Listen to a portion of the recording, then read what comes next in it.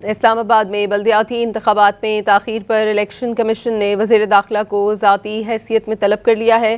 Secretary داخلہ کو توہین کمیشن کا نوٹس بھی جاری کر دیا گیا ہے۔ مزید اس بارے میں بات کریں گے ڈان نیوز کے نمائندے امیر حمزہ سے۔ جی امیر حمزہ۔ جی، الیکشن کمشنر سکندر سلطان راجہ کی سربراہی میں 5 رکنی کمیشن نے سماعت کی ہے۔ چیف کمشنر اسلام آباد علی رنداوا الیکشن کمیشن کے سامنے پیش ہوئے، جبکہ سیکرٹری داخلہ آج کی سماعت میں پیش نہ ہوئے۔ چیف الیکشن کمیشن نے استفسار کیا کہ سیکرٹری داخلہ کہاں ہیں۔ اگر سیکرٹری داخلہ پیش نہیں ہوئے تو آئندہ سماعت پر وزیر داخلہ کو بھی ذاتی حیثیت میں طلب کیا جائے گا۔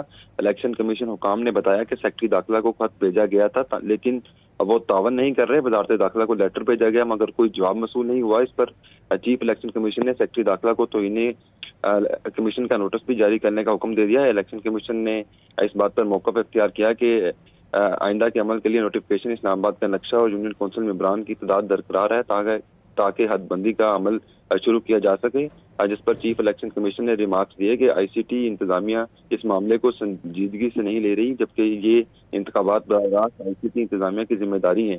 الیکشن کمیشن نے کیس کی سماعت اگلے منگل تک ملتوی کر دی۔ جی بہت شکریہ امیر حمزہ آپ کا۔